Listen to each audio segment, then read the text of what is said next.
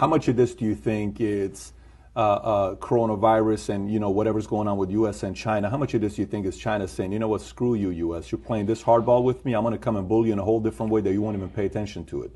How much credibility do you give to that? 5%? 1%? I'm not going to answer that question, but I am going to answer the question in a different way. Because I'm Christian at heart and I like to think that nobody would want to kill people. I will say this much, and if you're listening, write it down. In late November, word had already gotten off of the mainland that there was a virus in Wuhan. On January the 15th, the U.S. trade bill was signed, phase 1. December the 15th. I had a whole month off, December the 15th.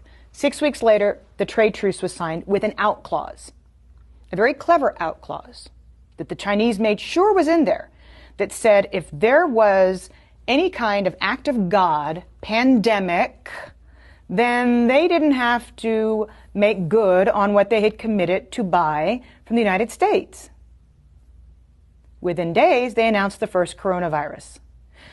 So, did the Chinese know damn well that this thing was running around the world for 6 weeks before they shut down Wuhan? Yes, they did. Is that criminal? Yes, it is. Does it deserve to go in front of a world tribunal? Yes, it does.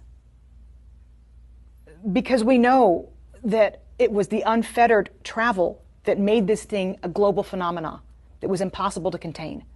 6 weeks they knew, but they wanted that out clause. And then they underreported what happened in Wuhan, which a toddler could tell you based on what happened in Italy, based on what's happened in Germany and in France and now in the UK with Boris Johnson in the ICU.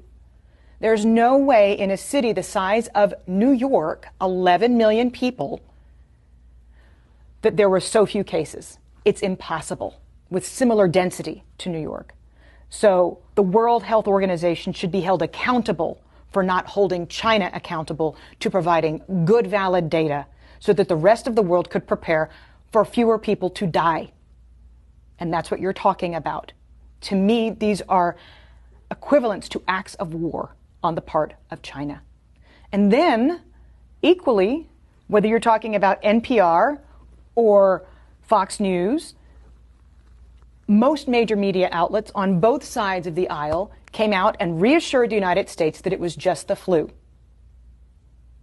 Within 24 hours of South Korea's first case being reported, the United States' first case was reported. And what we did was dither. We sat on it for 6 weeks and tried to reassure the public that nothing was happening. Somebody should be held accountable for that, because somebody in the United States intelligence community has to have known what was truly going on in Wuhan. We don't have a CIA for nothing. And yet we told Americans for 6 weeks, while South Korea was testing everybody and shutting the country down, that it was just going to be the flu. So there are a lot of responsible bodies right now that have taken us to the point where we're at, inside the country and in China. And they need to be held accountable. So you don't even have to get on the discussion as to whether or not this was a manufactured virus and set upon the world. You don't even have to go that far. If we find that in future investigations, then that needs to be prosecuted. But if we just ascertain what is known and a known hushed up secret that the Chinese knew for 6 weeks about the virus before saying anything on the global stage to get a trade deal signed, somebody needs to look into that, because countless lives have been lost as a result. The damages are in the tens of trillions of dollars. We're not talking about small here, if that's the case. No, we're not. And we're talking about people losing their family members, and we're talking about we're talking about suicides in the future, we're talking about economic hardship.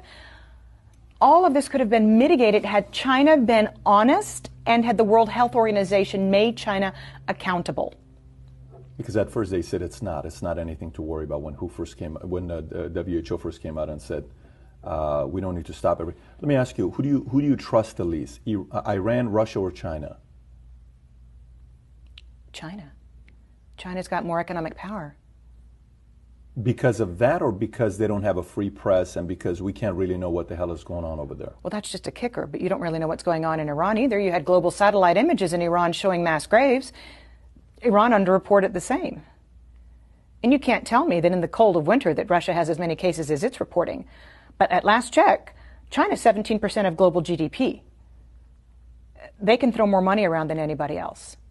And you just mentioned two of their allies, by the way. So that's why I asked it the way I did. And the largest contiguous land border on the planet, by the way, between Russia and China.